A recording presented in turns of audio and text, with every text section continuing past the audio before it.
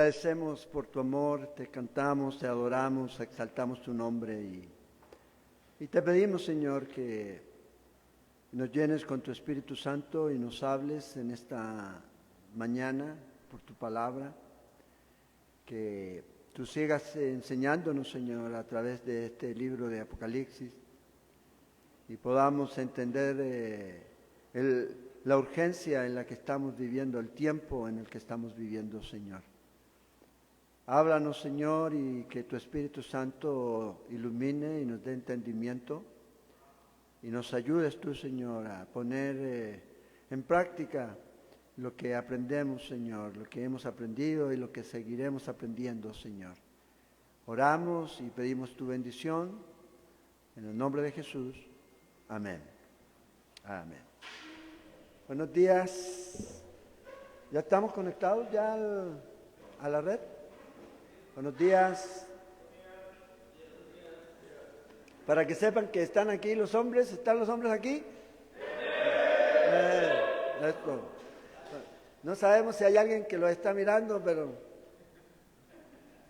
pero para que quede registrado ahí en el video para cuando lo podamos mirar. Sí, yo creo que ahí están conectados.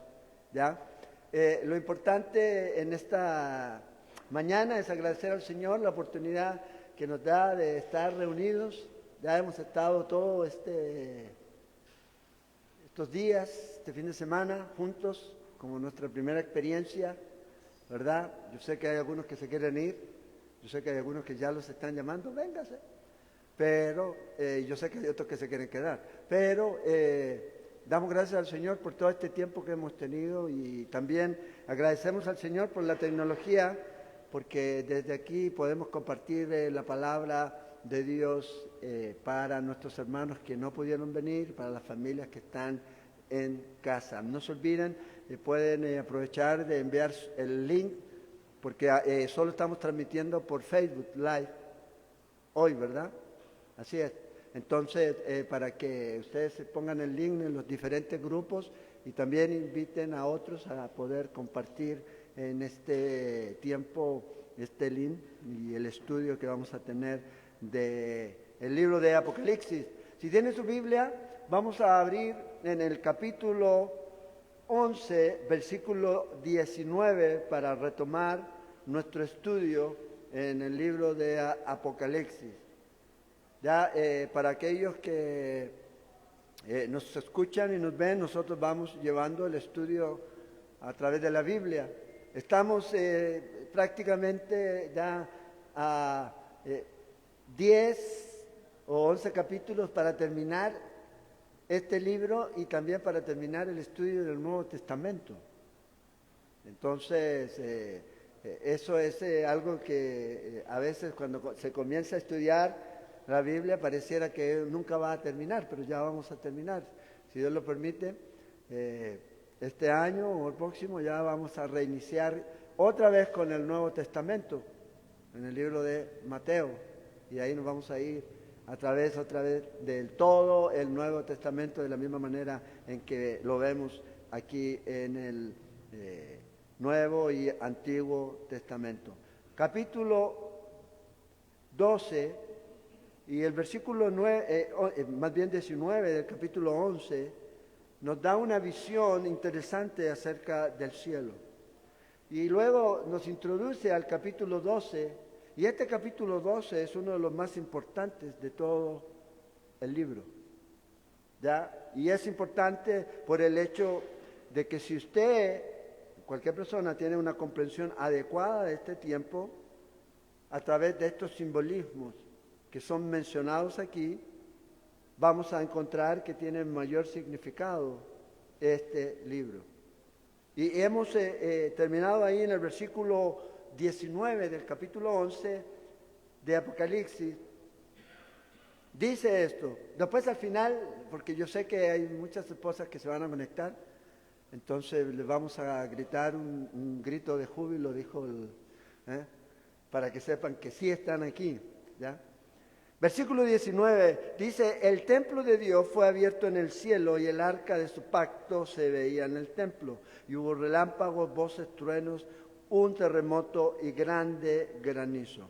Entonces, vea, aquí está haciendo una descripción Juan y nos lleva, otra vez ahí al cielo y describe ya una asombrosa visión, una asombrosa vista acerca del cielo.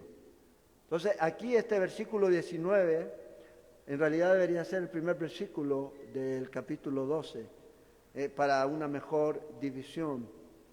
Y Juan dice aquí que hay un templo abierto en los cielos. Y gracias a Dios por eso, que hay un templo abierto. Un templo que está seguro en el cielo para siempre.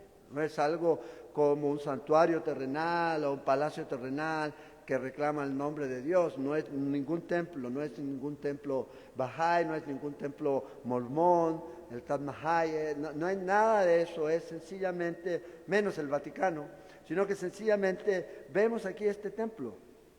Ya tampoco es el templo reconstruido en Jerusalén durante la tribulación.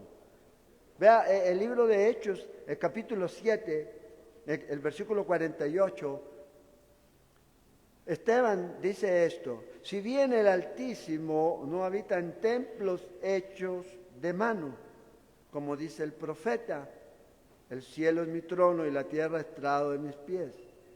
¿Qué casa me edificaréis? Dice el Señor. ¿O cuál es el lugar de mi reposo? Entonces, todo lo que nosotros vemos del templo en el Antiguo Testamento y lo que Moisés recibió para construir el tabernáculo y luego cómo se reestructuró el templo y todo lo demás, es lo que Moisés vio arriba. Es ese lugar en donde está el templo de Dios. Todo lo que él vio es exactamente como el Señor le mostró allá arriba, en el cielo. Y aquí Juan está viendo este templo, este tabernáculo perfecto que el Señor tiene allá arriba en los cielos. Y nosotros tenemos entrada a ese tabernáculo perfecto por medio de la sangre de Cristo Jesús. Hasta allá donde vamos a ir, donde podemos entrar a ese lugar santísimo. Acuérdense que el templo estaba dividido en dos áreas, una área en la cual podían entrar los sacerdotes cuando les tocaba ministrar, pero estaba el área que era el lugar santo y el lugar santísimo, que estaba así como con un velo que dividía, es un velo grandísimo, pesado, grueso, en donde el sumo sacerdote solamente podía entrar una vez al año y con sangre. Y antes de entrar ahí tenía que hacer sacrificios por él, y luego entrar con sangre por el pueblo. Y si no estaba en la condición correcta, entraba amarrado con un cordel, y si no estaba ahí de la forma correcta que Dios había determinado, iba a morir y lo jalaban. ¿Ya? Lo jalaban. Entonces era un lugar que estaba solamente reservado para ellos. Pero ahora ese lugar está abierto para todos nosotros, que fue abierto por la sangre de Cristo Jesús. No por medio de sangre de toros. En el libro de Hebreos, si quieren apuntar y después lo pueden leer ustedes, en capítulo 9, en versículos 11 al 14, donde ahí el escritor de Hebreos dice que nosotros tenemos esa entrada a ese lugar santísimo, porque Él entró a ese lugar santísimo, ofreciendo su propia sangre, Cristo, muriendo en la cruz. Ya no es un asunto de sangre de toros, de machos cabríos, de becerros, sino que es sencillamente con la sangre de Cristo. Y esa es la confianza que tenemos. Mediante, dice ahí en el versículo 14 de Hebreos, dice: cuánto más la sangre de Cristo, el cual mediante el Espíritu Eterno se ofreció a sí mismo sin mancha a Dios, limpiará vuestras conciencias de obras muertas para que serváis al Dios vivo. Nuestra ofrenda por el pecado se llamó Jesucristo. Él murió por nosotros. Nuestro lugar de adoración, la casa de adoración, es el salón del trono del cielo, es lo que está viendo Juan. La eterna seguridad está en el templo celestial, donde está Dios. Es allá donde nosotros vamos. Y fíjense aquí que vio este cielo, vio el arca de su pacto allá arriba. Entonces, mucho se ha especulado del arca, y dónde está el arca, y dónde está el arca, si Indiana Jones la encontró o no la encontró, y la gente especula, pero aquí nos dice que hay un arca en el cielo.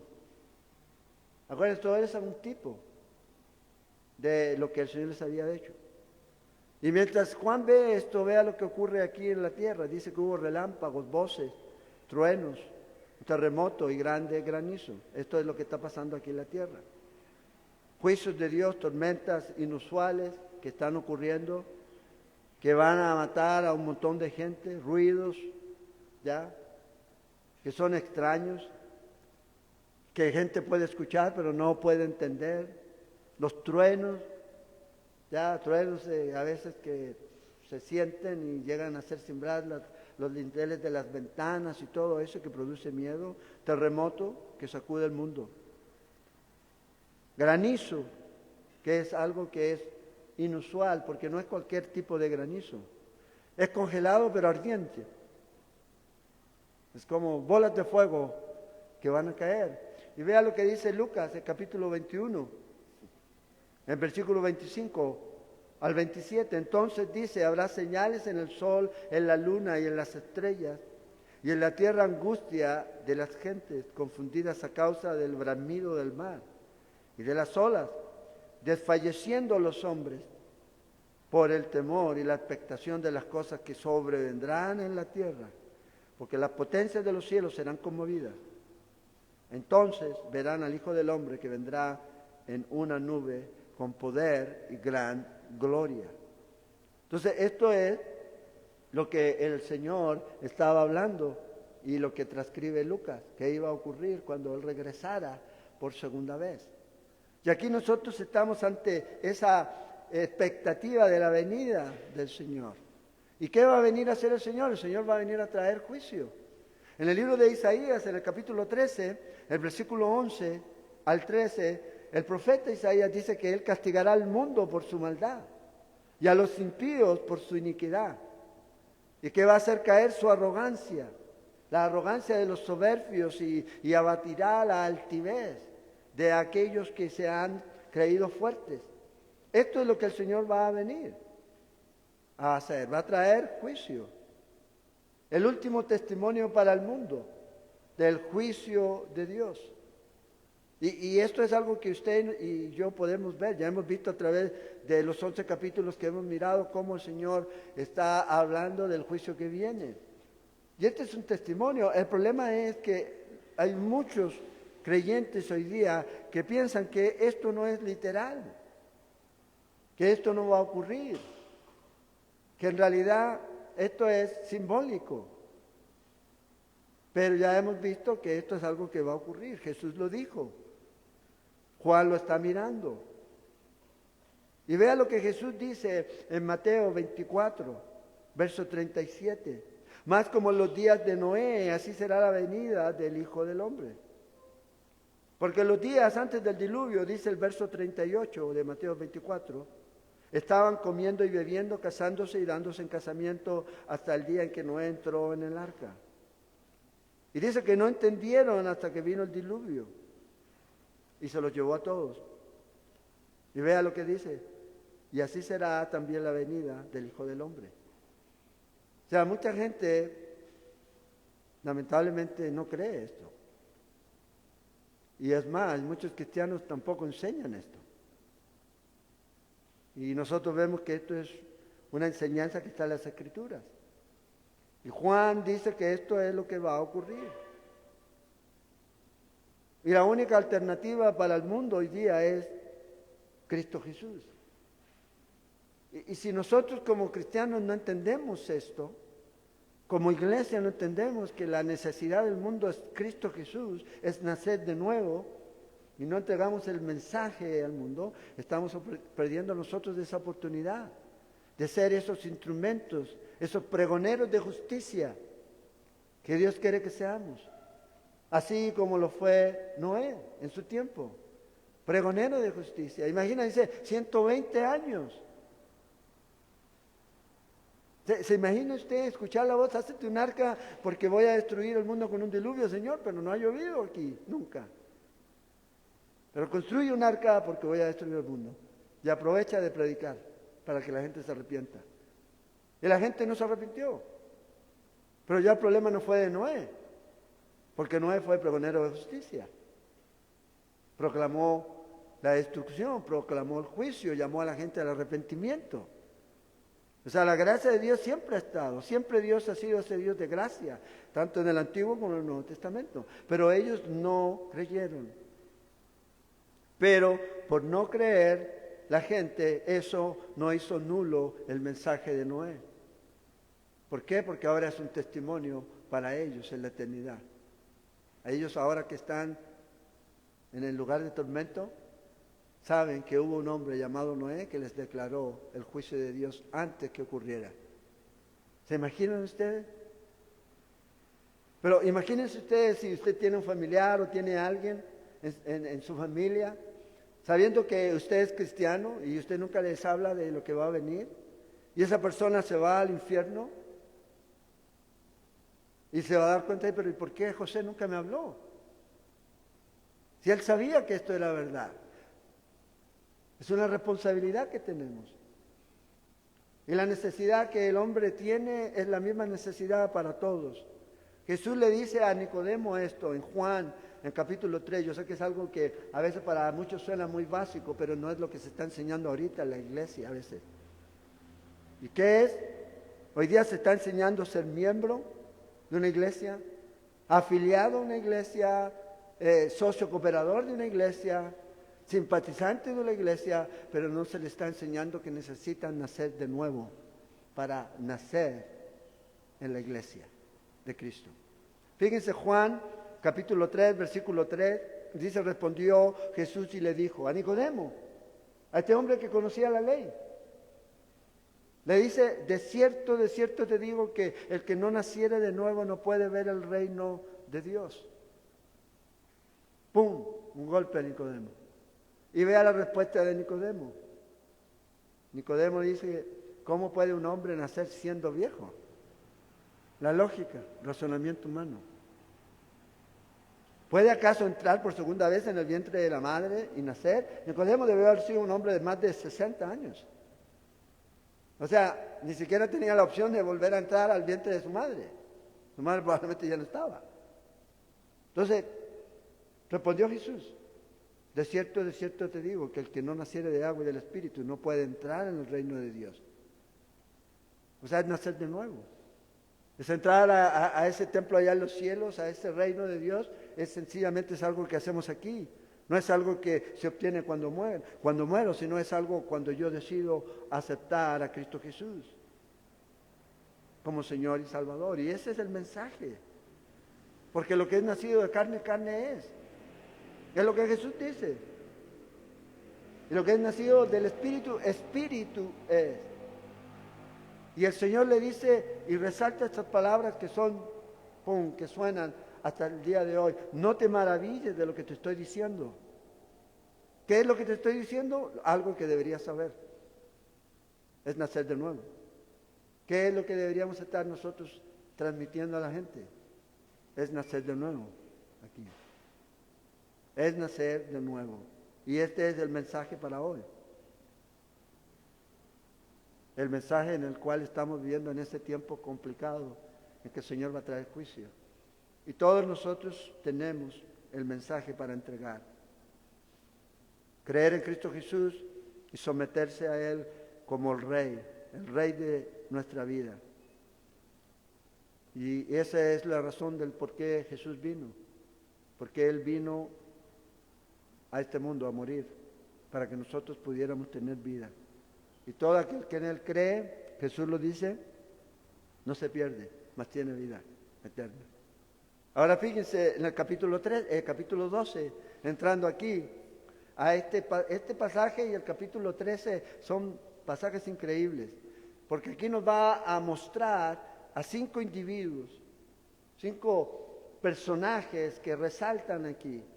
Y la manera en que usted entienda esto, interprete esto, va a marcar cómo usted va a interpretar el libro de Apocalipsis. Entonces, generalmente, cuando yo veo un comentario, lo primero que voy siempre al capítulo 12, a ver qué dicen. Y generalmente, a veces hay muy buenos comentaristas, pero hay otros que, gracias, siga participando. Porque es importante. Aquí vamos a ver a Israel, vamos a ver al dragón, vamos a ver al niño, vamos a ver a Miguel, el arcángel, vamos a ver a la bestia, aquí va a aparecer. Ahí vamos a describir y vamos a desmenuzar las características de este hombre llamado Anticristo cuando lleguemos al capítulo 13. La segunda bestia, ¿ya? Esta es la rebestia, ¿ya? Que es el falso profeta. Y vamos a investigar y vamos a ver quién es también este hombre. Y el énfasis de estos dos capítulos es muy particular y tiene que ver con el odio de Satanás hacia Israel y cómo él trata de destruir a Israel. Como dije, esta es una de las formas en las que usted puede ver si está en un lugar en donde la correcta interpretación del libro de Apocalipsis se está dando, si realmente interpretan de esta manera aquí. Bernard McGee decía, dígame su interpretación de este capítulo y le diré cuál es su interpretación de este libro. Y es una realidad. Una realidad. Ironside decía que para preparar un estudio, él tomaba cualquier comentario sobre el libro de Apocalipsis y siempre buscaría la interpretación de la mujer de este capítulo, aquí. Y decía, si se equivoca en ese punto, se va a equivocar en muchos otros más. Y nosotros vamos a tratar humildemente en esta mañana de poder dilucidar al menos algunos de estos personajes, que no los vamos a alcanzar a ver todos en esta mañana. Entonces, este capítulo 12 es el gran capítulo. Encontramos grandes señales aquí. Versículo 1, vemos esta gran señal. En el versículo 3, la gran o el gran dragón. En el versículo 12, gran ira. Todo es gran aquí. Todo es grande aquí. Una gran águila en el versículo 14. Y a lo largo de este capítulo obtenemos esta visión de estos enemigos. Y esto es una descripción de la batalla que nosotros estamos lidiando. Ahí vamos a ver que se va a enfocar en Israel, aquí. Pero ahorita la batalla es contra nosotros. Y como hemos dicho durante este fin de semana, es espiritual.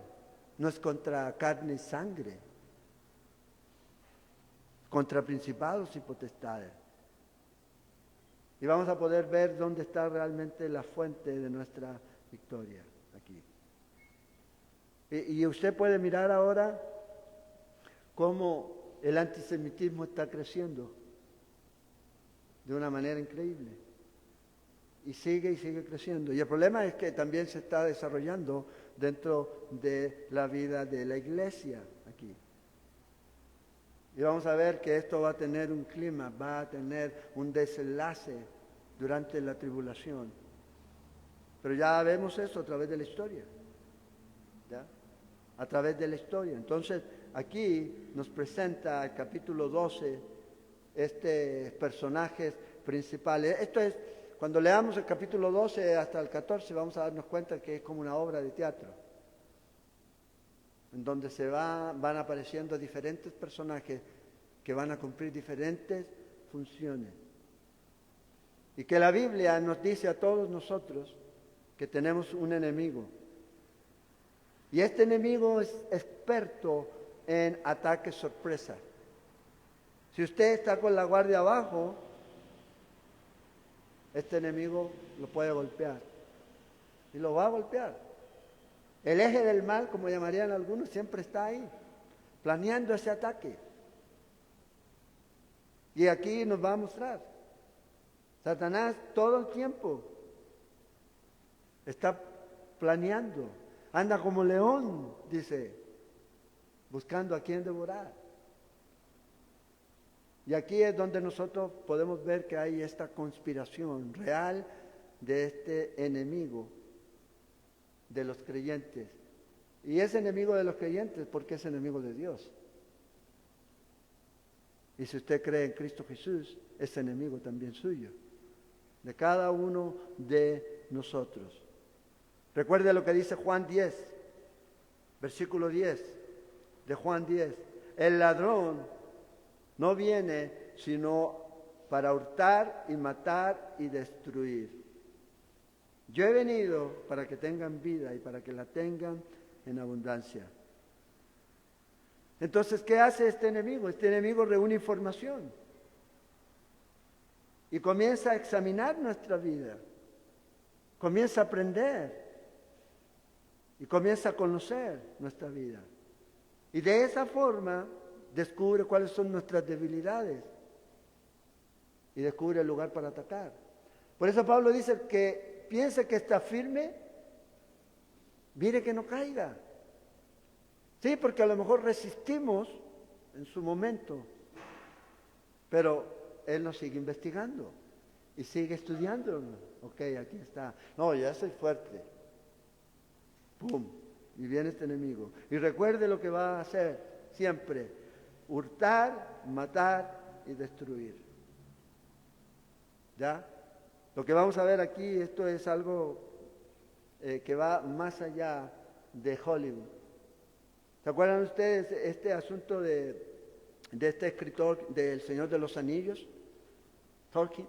Bueno, él, en la Primera Guerra Mundial, él fue y combatió en la Primera Guerra Mundial, y ahí él creía que detrás de los poderes de estas naciones que estaban lidiando, que estaban en guerra, habían poderes espirituales detrás de eso.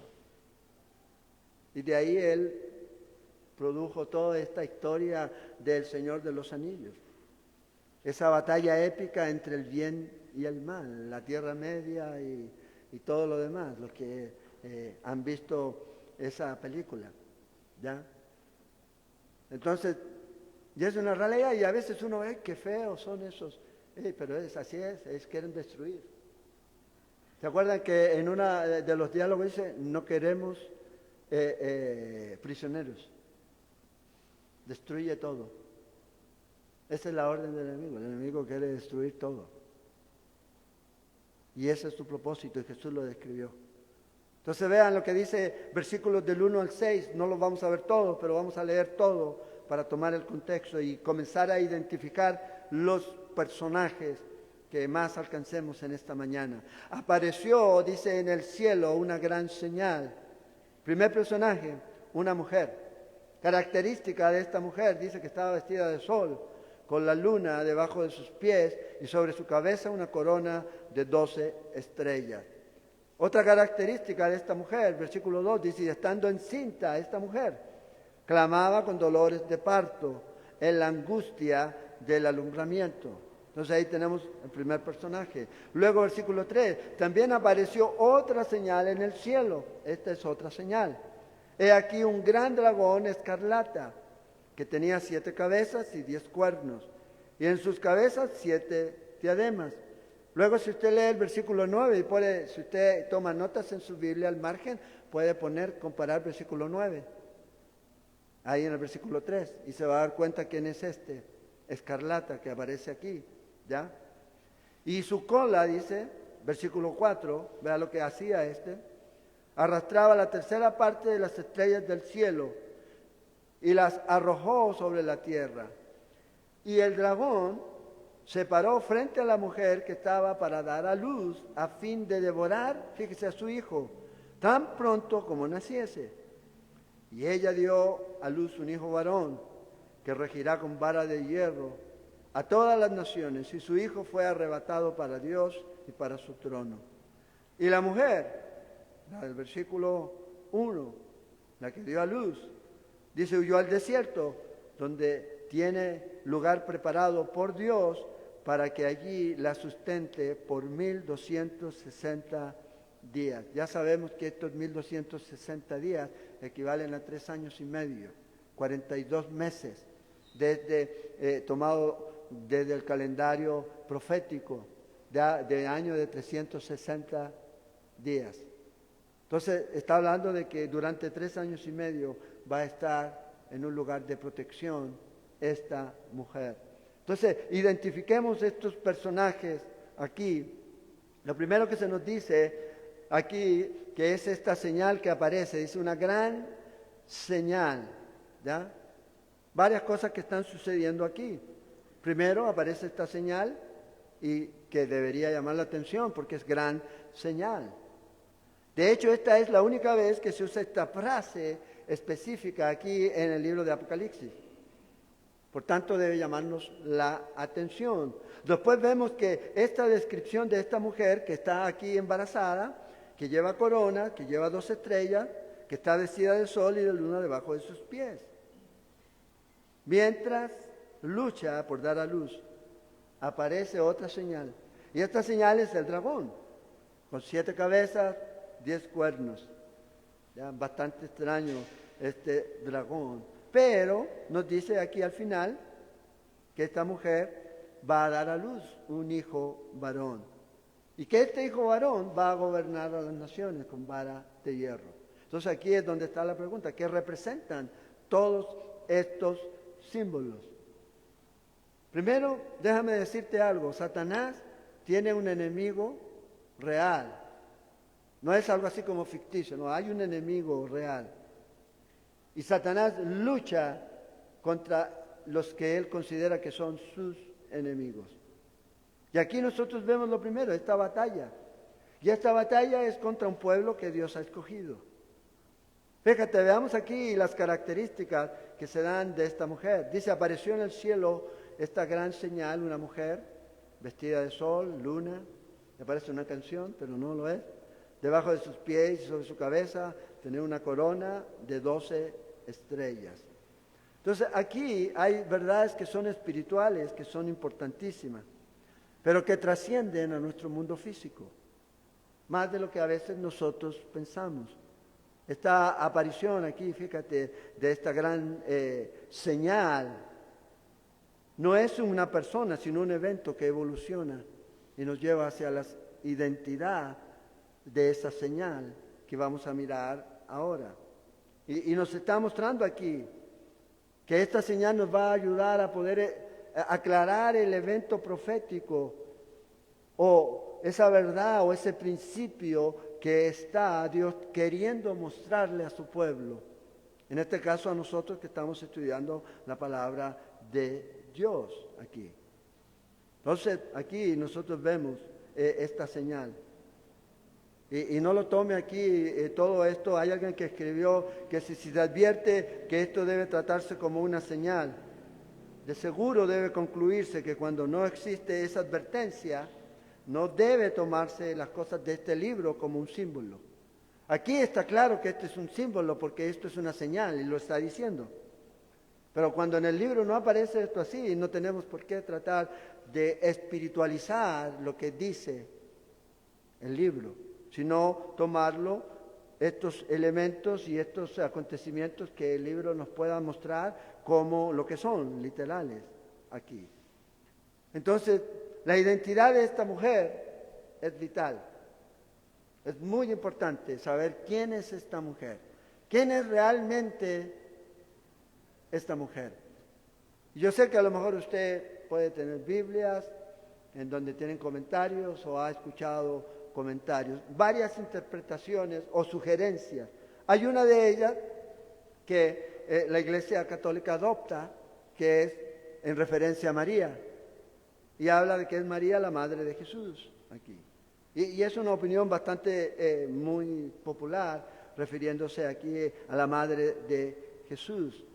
Esto sería una comprensión literal de la identidad de esta mujer, desde que María dio a luz a Jesús, que finalmente va a gobernar. Pero, ¿y el resto del contexto de lo que está aquí? Todo lo demás es simbólico, excepto el hijo varón. Entonces aquí el escritor está dándonos un detalle en este versículo que es importante y en esta porción aquí. ¿Cuándo hubo una persecución por parte del diablo, como se predice aquí? Por 1260 días. ¿Cuándo María estuvo protegida? Por 1260 días. Mientras el diablo perseguía a esta, ya les dije ya quién era el dragón, la anticipé. cuando el diablo venga y persiga. ¿Ya? No hay ninguna referencia en la Escritura. No hay ninguna referencia acerca de eso. Entonces, por sí, María no puede ser. Puede sonar muy bien y puede sonar muy bonito, pero no encaja dentro del contexto de lo que estamos mirando. Entonces, aquí hay otros que van a saltar inmediatamente. Sí, no es María, pero es la iglesia. Esta mujer que está descrita aquí es la iglesia. Y ahí es donde está un detalle. Bueno, ¿quién le da vida a la iglesia? ¿La iglesia le da vida al Hijo o el Hijo le da vida a la iglesia? ¿De dónde nace la iglesia? ¿La iglesia nace del Hijo o el Hijo nace de la iglesia? Obviamente sabemos que es Jesús el que le da vida a la iglesia y no al revés. La iglesia no dio a luz a ningún o en ningún sentido a Jesús.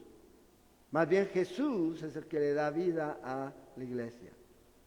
Además, no hay nada en la historia de la iglesia que cumpla con esta predicción de este periodo, donde la iglesia va a estar siendo protegida en forma sobrenatural por el diablo. Entonces, Mateo capítulo 16, versículo 18, vemos la forma en que el Señor establece que Él es el que va a dar vida a la iglesia. Yo edificaré mi iglesia, yo le daré vida a esta iglesia. Es lo que Jesús le dice a Pedro. Jesús no nace de la iglesia. Cuando Jesús nace, la iglesia no existía. ¿Qué existía cuando Jesús nació? Y ustedes que son hombres de la Biblia, saben que ya en ese tiempo estaba existiendo Israel. Ya existía Israel. Otro detalle que es interesante, esta mujer que se describe aquí, se describe como embarazada. ¿Cómo se representa a la iglesia en las cartas del apóstol Pablo? Como una novia virgen. Si es virgen, entonces ¿cómo puede estar embarazada aquí? Entonces aquí es donde salta el asunto, bueno, ¿cómo podemos dilucidar esto? ¿Cómo podemos estar seguros de qué se está hablando aquí? Y aquí es donde debemos ir a la Escritura, a la Biblia misma, para ver qué ella está diciendo ahí. A veces hay pasajes difíciles, pero ahí es donde el intérprete tiene que indagar en las Escrituras. ¿En qué otro lugar aparece una referencia que sea parecida o igual a esta referencia aquí? Entonces uno piensa, ¿verdad? Y dice, bueno, ¿dónde habrá? Y si no sabe, va a tener que investigar. Bueno, yo no les voy a decir que se pongan a buscar, pero en el libro de Génesis, en el capítulo 37, vemos ahí una respuesta que es mucho más consistente a la descripción de esta mujer y que tiene que ver con Israel. ¿Se acuerdan la historia de José? José tuvo un sueño, ¿ya? Yo sé que ahora algunos de ustedes tienen un sueño, ¿ya? Pero aquí José sí tuvo un sueño, Dios le mostró algo a él. Y la interpretación, que no tenemos que inventarla nosotros, sino que está aquí dada en el texto y lo vamos a leer. Génesis capítulo 37, versículo 9 y 10. Soñó aún otro sueño, el soñador. ¿Se acuerdan que le llamaban el soñador a José? Él dice, y lo contó a sus hermanos diciendo, he aquí que he soñado otro sueño. He aquí, fíjense, lo que menciona aquí. El sol y la luna y 11 estrellas, la estrella número 11, ¿cuál sería? Él mismo. ¿Ya? Se inclinaba a mí y lo contó a su padre y a sus hermanos. Ahora, sería terrible que el versículo y la porción terminara ahí, pero gracias a Dios no termina ahí. ¿Por qué? Porque si seguimos leyendo, vea lo que dice Jacob. Y su padre le respondió y le dijo, ¿qué sueño es este que soñaste? ¿Quién es la luna? ¿Acaso vendremos yo, tu madre? Fíjense, el sol, la luna y las estrellas, dice, tus hermanos, a postrarnos en tierra ante ti. Entonces, ellos entendieron que el sueño de José estaba describiendo a la nación de Israel desde sus comienzos, a través de esta familia que el Señor escogió aquí. Y vemos este simbolismo del sol, la luna y las estrellas, tanto en Génesis como aquí en el libro de Apocalipsis. En Génesis identifican a Israel. Las estrellas aquí que adornan, ¿ya? Son los que de donde nace, los lomos de donde viene toda la nación de Israel, de Jacob y obviamente de los hijos. Y José obviamente es uno de esos aquí. Entonces, la mejor interpretación para poder entender esto es no asociarla con María ni con la iglesia, es mejor verla desde la perspectiva de lo que las escrituras enseñan y es verla con Israel. Vea lo que dice el apóstol Pablo en el libro de Romanos, en el capítulo 9 del libro de Romanos. Aquí. Vamos a leer aquí este pasaje. Vea la verdad que dice, versículo 5, pero vamos a leer desde el principio del capítulo 9 de Romanos.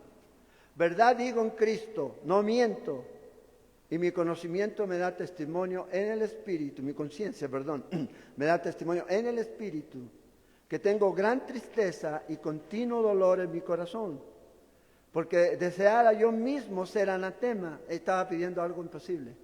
A veces usted pide cosas imposibles, ¿ya? Y es lo que está diciendo aquí, pero obviamente sabemos que eso no se dio. Yo no me puedo perder para que otro se salve, porque eso es lo que estaba pidiendo él. Ay, Señor, no importa si yo me pierdo, pero que él se salve. Eso no va a ocurrir. Bueno, aquí Pablo, ese es su deseo, ¿ya? Como judío que era. Dice, separado de Cristo por amor a mis hermanos, los que son mis parientes según la carne, que son israelitas, de los cuales son la adopción, la gloria, el pacto, la promulgación de la ley, el culto, las promesas. Y luego fíjese, versículo 5. ¿De quiénes son los patriarcas? ¿Cuáles son los patriarcas? Las 2 estrellas, los hijos de Jacob. Y de los cuales, según la carne, ¿quién vino? Cristo. ¿De dónde vino Cristo? De la nación de Israel. A los suyos vino, y los suyos no lo recibieron. El cual es Dios sobre todas las cosas, bendito por los siglos. Amén. Entonces, cuando miramos aquí, la mejor manera de poder interpretar aquí la identidad de esta mujer, no es una persona, sino más bien es una nación. La nación de Israel. Porque a través de la nación de Israel, ¿quién viene? El Mesías. El Mesías a este mundo.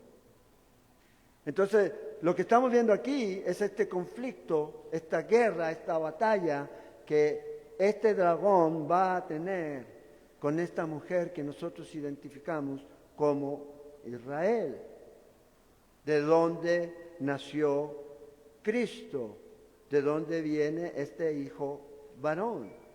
Y fíjate, en el versículo 2 de Apocalipsis, donde estamos ahí, dice que estaba encinta, dice estando encinta. La Biblia en diversas partes habla de Israel como una mujer en partos, como una mujer a punto de dar a luz, ¿ya? Puedo darles algunos pasajes que hemos estudiado en el libro de Isaías, por ejemplo. No los vamos a leer, pero yo se los voy a mencionar si los quieren apuntar. Isaías capítulo 13, versículo 8. Isaías capítulo 21, versículo 3. Isaías 26, 17, que voy a leer en este momento. Y dice así como la mujer encinta cuando se acerca el alumbramiento, gime y da gritos en sus dolores, así hemos sido delante de ti, oh Jehová. El profeta hablando como judío, así hemos sido, así ha sido la nación de Israel.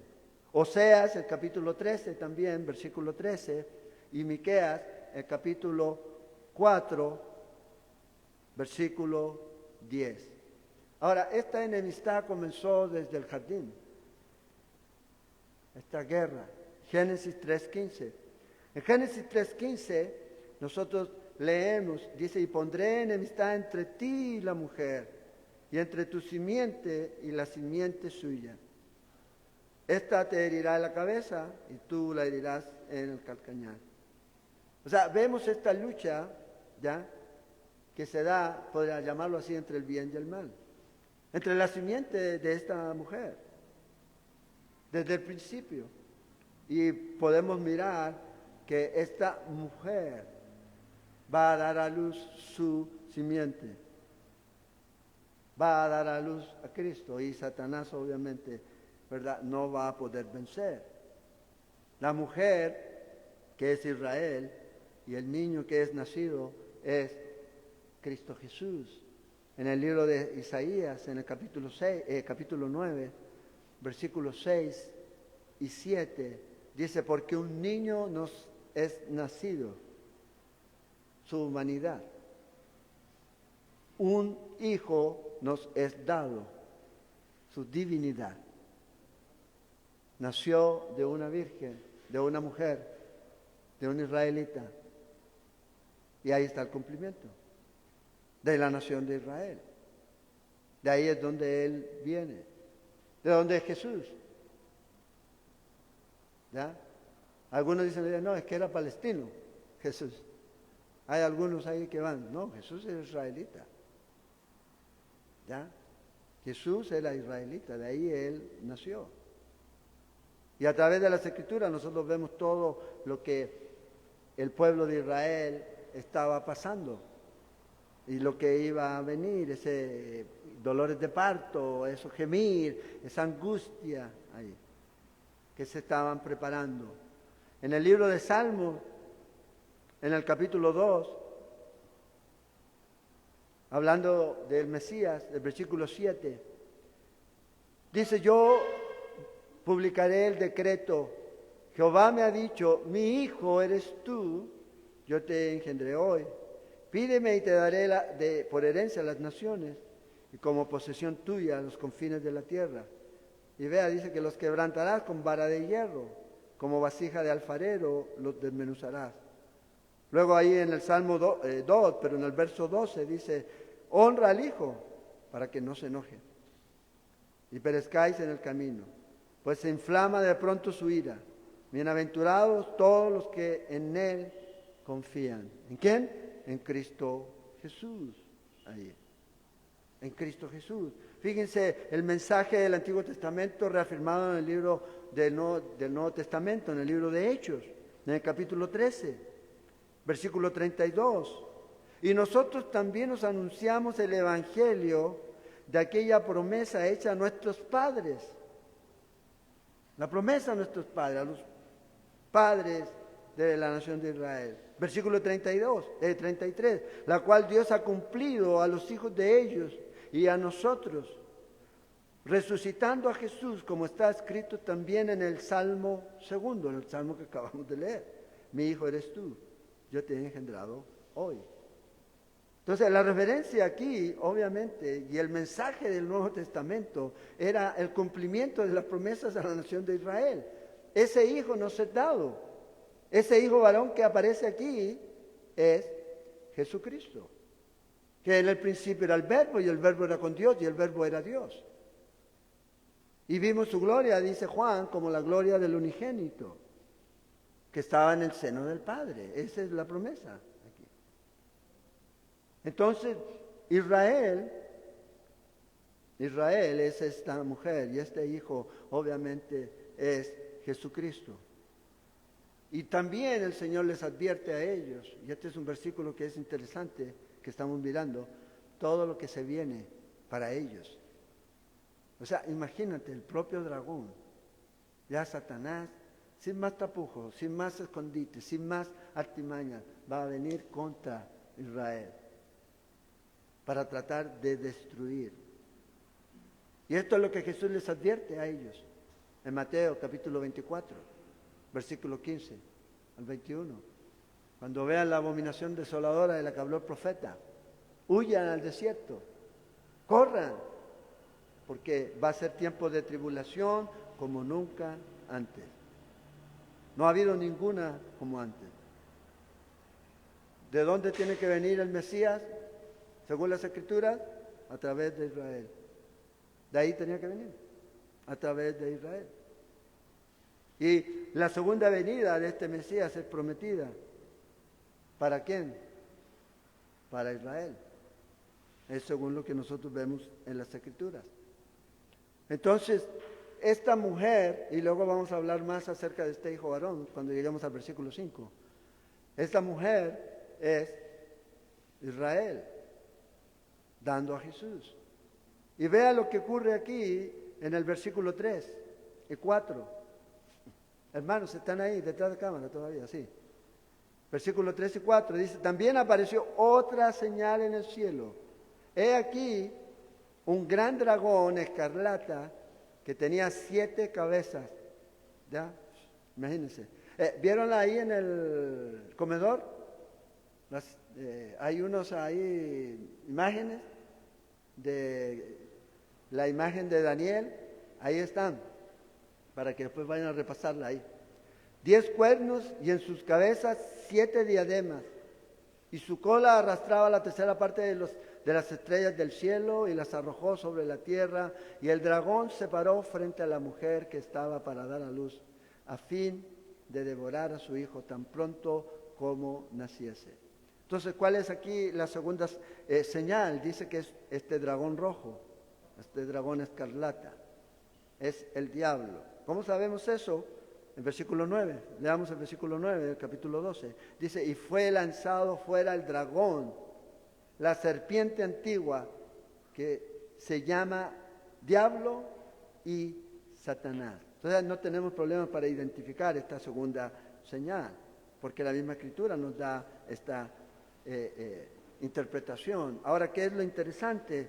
Que esta referencia al dragón, la palabra dragón, aparece 13 veces en el libro de Apocalipsis.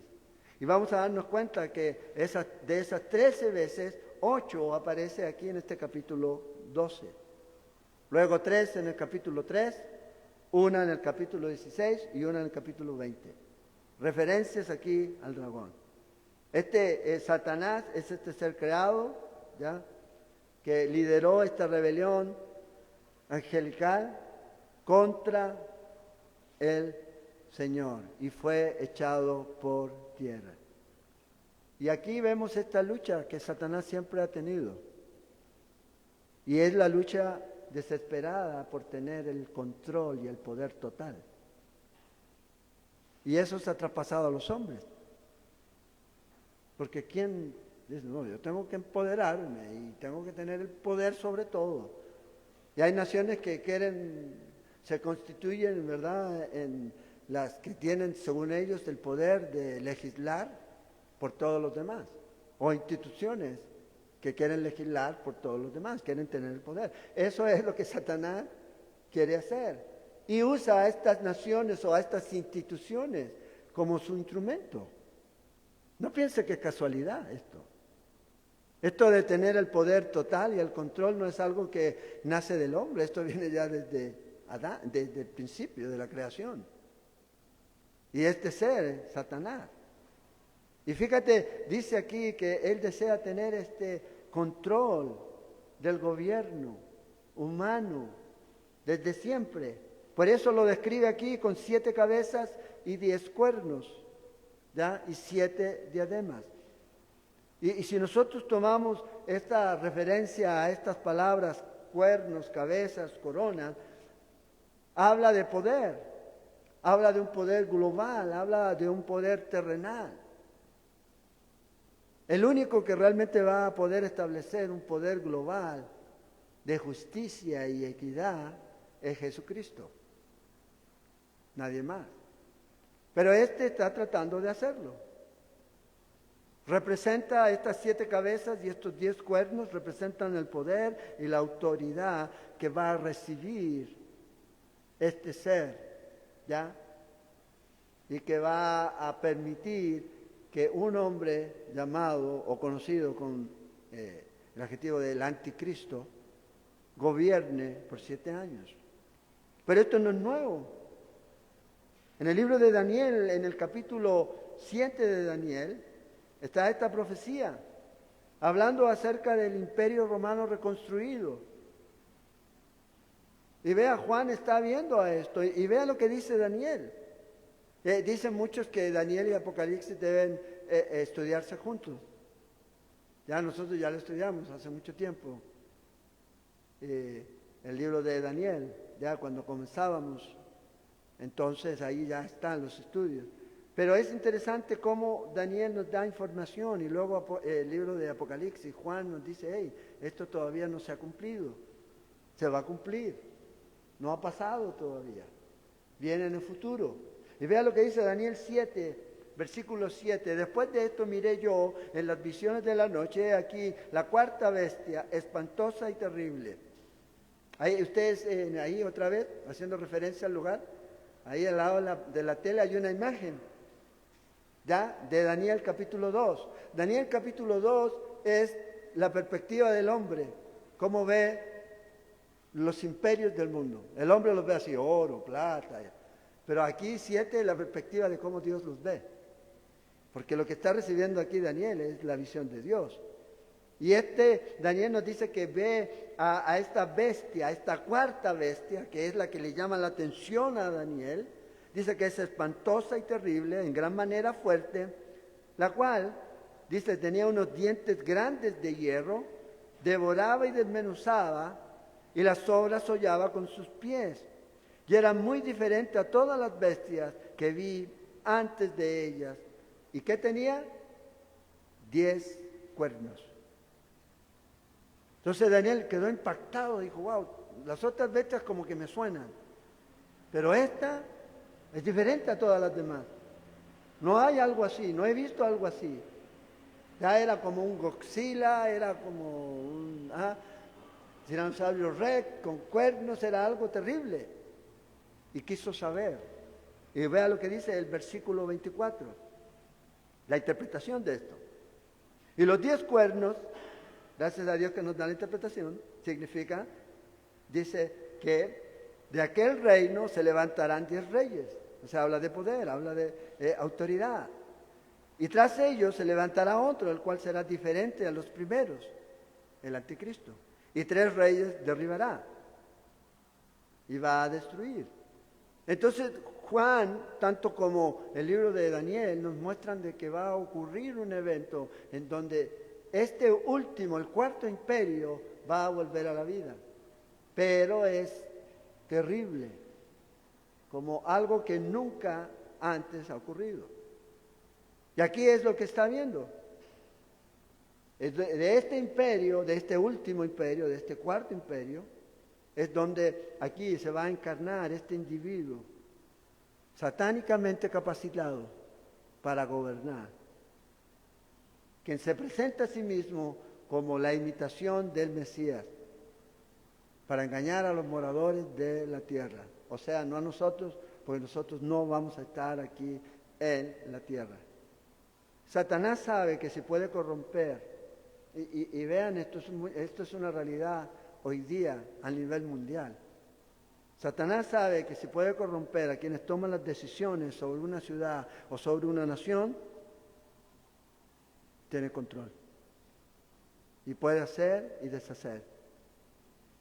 Porque puede afectar e influir a millones, a miles de millones de personas.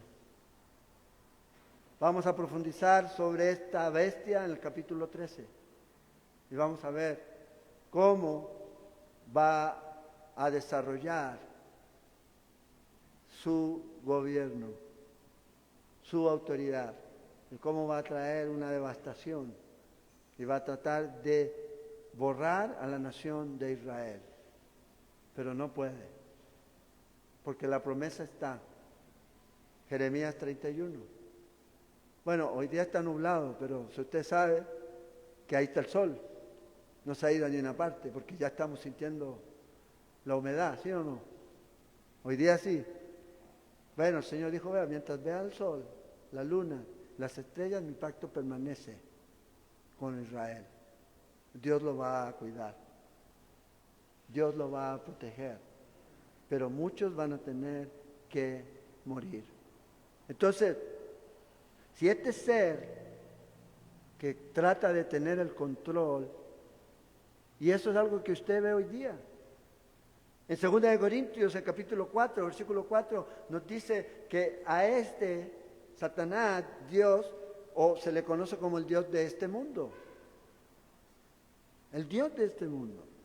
Y no es de extrañarse que aquellas personas que están en contra de Dios y gobiernan ciertos países, legislen en contra de Dios, en contra de la vida, en contra del diseño original. Y lo vean como wow. ¿Ya? Pero es que es el Dios de este mundo. Satanás está ahí detrás de todo esto. Y él sabe, si corrompe a esos, que muchos ya están así, ¿ya? Va a poder influir, va a poder desarrollar sistemas que van a ir en contra de Dios, en contra de la palabra de Dios, en contra de los hijos de Dios. Y un día, que no es muy lejano, nos van a censurar, no nos van a dejar hablar. Puro mensaje de odio van a decir, son ustedes. ¿Ya? Y eso es una realidad que estamos viendo ahora. En Efesios 2:2 se le llama el príncipe de la potestad del aire. Y en Apocalipsis 2, cuando estudiamos ahí la manifestación del anticristo, como aparece en el versículo 2, se aparece ahí montado en un caballo con un arco, pero sin flechas, ¿se acuerdan? Hablando acerca de que ese arco que él tiene lo va a usar con diplomacia. Va a usar la diplomacia para tomar el control. Y como a él no le gusta estar solo, dice aquí en el versículo 4 que intentó primero derrocar a Dios, engañando de alguna manera a estos ángeles, ¿ya? Y el libro de Isaías nos dice que eso ocurrió. Lucifer es llamado en el libro de Isaías la estrella de la mañana.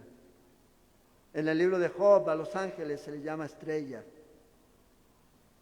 Para nosotros a veces es complicado imaginarnos el poder de Satanás. Pero vea usted la tentación de Cristo. Cuando Cristo fue tentado, dijo, y le mostró, dice ahí, pum, todos los reinos. En Mateo capítulo 4. Si me adoras, si te postras, yo te lo doy porque a mí ha sido dado. Y vemos la fuerza y el poder que hay en los demonios cuando toman posesión de algo. Vea el endemoniado gadareno. Entonces, a veces nosotros no podemos imaginar eso. Pero lo más importante para nosotros es tener una verdad clara, que mayor es el que está en nosotros que el que está en el mundo. Y podemos estar confiados. En 1 de Juan, capítulo 4, versículo 4. Y márquelo eso en su Biblia. Mayor es el que está en nosotros, mayor es el que está en usted. ¿Quién está en usted? Jesús le dijo, no los voy a dejar solos, enviaré el Espíritu Santo. Él está en nosotros. Él está ahí. Quiere derrotarnos, pero no puede derrotarnos aquí. El punto para mí siempre ha sido interesante, es el hecho que dice que arrastra ya a una tercera parte del cielo. O sea, para mí es difícil imaginar de qué manera él pudo haber mentido, de qué manera pudo haber engañado a estos ángeles para que se unieran a él en esta rebelión. 2/3 siguen siendo buenos, ya 1/3 ya se dañó de este reino creado por Dios, ya de ángeles aquí. Y la prueba de que los ángeles pecaron en el pasado está en el Nuevo Testamento. En el capítulo 2 de 2 de Pedro, versículo 4, donde habla que Dios no perdonó a los ángeles que pecaron. Ahora Jesús no murió por los ángeles, murió por nosotros, su creación. Y esto dice que Dios no los perdonó por que ellos pecaron y los arrojó, dice, al infierno, a prisiones de oscuridad.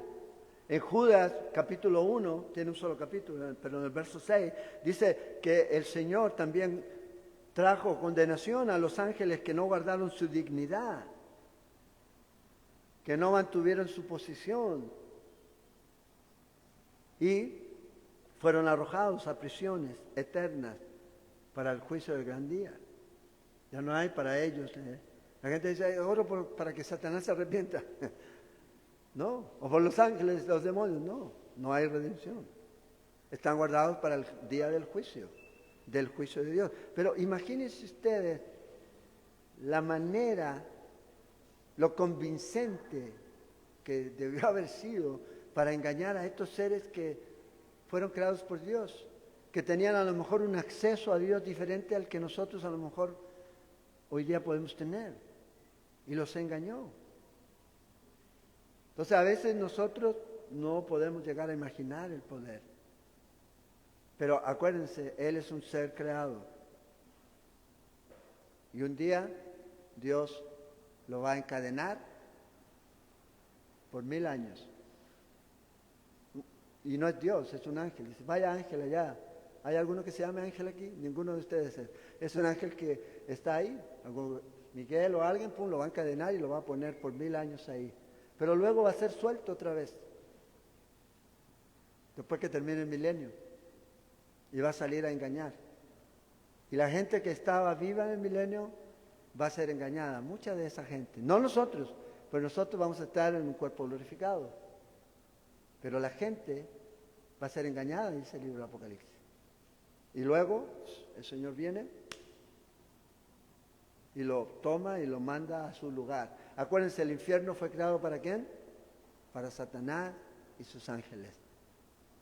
Mateo capítulo 25 nos dice, ahí creo por el versículo 41, para Satanás y sus ángeles. Bueno, ese es el lugar. Y al final de todo va a ser ahí. O sea, nosotros sabemos el tan de la historia y podemos estar confiados, pero hay mucha gente que no conoce esto. Pero también es muy importante que usted y yo recuerde que Satanás se opone a Dios y se va a oponer a usted. Pero nosotros tenemos el Espíritu Santo y podemos tener victoria en Cristo Jesús. Pero también considere esto: el que está firme, mire que no caiga. ¿De qué hemos hablado en estos días? Bueno, y para los hermanos que nos ven, una de las cosas es perseverando en oración y velando.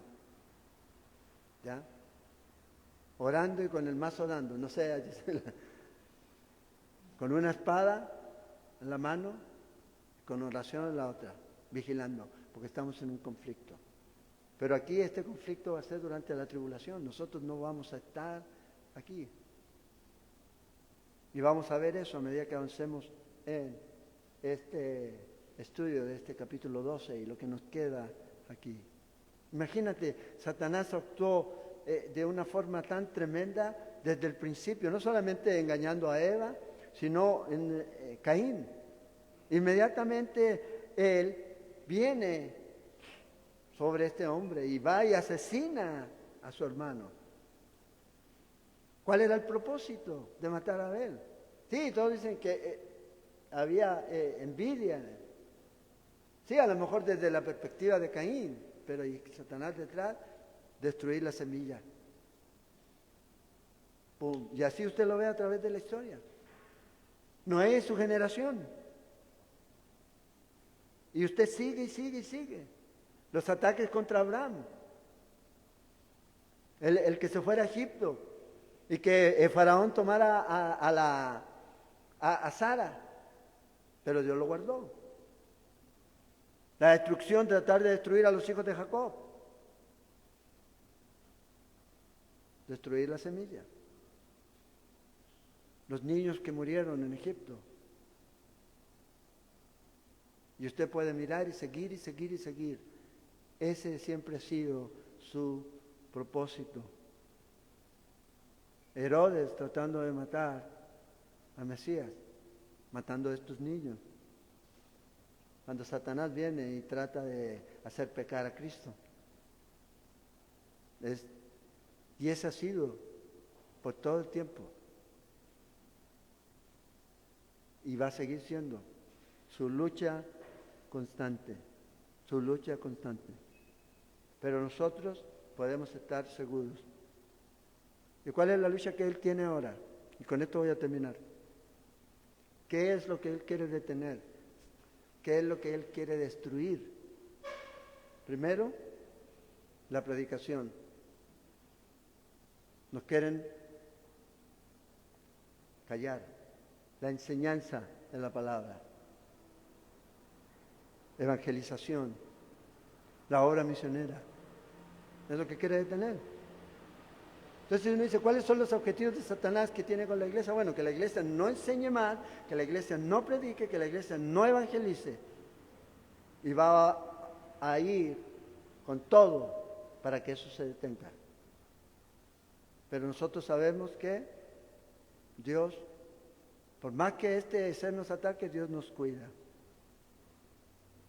Cuando usted comparte de Cristo, Satanás responde. Téngalo por seguro. Cuando usted está compartiendo de Cristo, en una guerra sería un verdadero tiroteo. ¡Pim, pim! Y el hombre le va a responder, este ser le va a responder. Cuando oramos al Señor, no piensa que Satanás no va a responder. Porque cuando oramos es como que si estuviéramos lanzando misiles. Este es el conflicto en el que estamos, hermanos. Por eso Efesios dice, recuerden, póngase la armadura. Tenemos esa provisión. Entonces, la próxima semana nos vemos allá en Heredia y vamos a continuar con esta parte de nuestro estudio de Apocalipsis, siguiendo aquí a estos personajes y aprendiendo un poco más de esta guerra, que es una guerra real, hermanos. Satanás no quiere tomar prisioneros. Él solo quiere robar, matar y destruir. Pero sepa usted que Él va a traer temor a su vida, pero usted está escondido en Cristo. ¿No estudiamos eso en Colosenses? Nuestra vida está en Él. Y cuando Él se manifieste, seremos manifestados juntamente con Él. Gloria a Dios por eso. Vamos a orar. Señor, te damos gracias por tu amor. Te agradecemos por este tiempo. Gracias por tu palabra, Señor, y por todo este fin de semana que hemos estado aquí compartiendo, Señor, conociéndonos. Te damos gracias, Señor, por eso, por cada hermano que pudo venir y ser parte de esto, Señor. Gracias por todo lo que tú nos hablaste, nos ministraste, de una o de otra forma, Señor. A través de tu palabra, a través del testimonio, a través de la oración, a través de la alabanza. Te damos gracias, Señor. Oramos y pedimos, Señor, que tú ahora nos lleves con bien y que bendiga, Señor, a cada familia aquí representada y a cada hermano que nos está mirando en esta mañana, Señor. Y que nos animes, Señor, que nos fortalezcas y nos llenes con tu espíritu para seguir adelante, para avanzar, para tener ese sentido de urgencia en nuestros corazones, sabiendo que tú nos has puesto aquí como esos pregoneros, que no guardemos silencio, que seamos esos atalayas en este tiempo, Señor. Los días son malos, el tiempo es corto. Y debemos, Señor, hacer lo que tú nos has llamado a hacer, entendiendo todo lo que tú hiciste por nosotros. Te lo pedimos y oramos, Señor. Bendice, Señor, la vida de cada uno de nuestros hermanos y te damos gracias porque hasta aquí nos has ayudado, Señor. Te adoramos. En el nombre de Jesús. Amén. Amén. Nada más quiero recordarles, todavía está esto, ¿verdad? Quiero recordarles, hermanos, que mañana es feriado, ¿ya? Entonces, para que tengan ahí su tiempo, ya que hemos estado aquí, para que ustedes compartan con sus familias, no vamos a tener reunión de oración, ¿ya? Mañana. Pero el jueves continuamos con el libro de Isaías por el canal de YouTube y el domingo a las 10:30 otra vez nos veríamos allá en el hotel. No se olvide que tiene que inscribirse para asistir. No es un asunto de nosotros, sino que hay que cumplir con el protocolo. Y ahí vamos a, durante la semana también, sobre la actividad de nuestro hermano que nos va a visitar, acerca del hacer cuchillos y todo lo demás, ya le vamos a estar poniendo información. Es abierto para todos aquellos, hombre y mujer, que quieran participar, ya, en esta actividad, que es el 2 de agosto. El 2 de agosto. Y el próximo domingo, que es primer domingo del mes, vamos a compartir comunión. ¿Ya? Acuérdense que cada primer domingo del mes compartimos comunión y a la vez también recolectamos víveres para poder ayudar a aquellos hermanos que necesiten y que están pasando necesidad.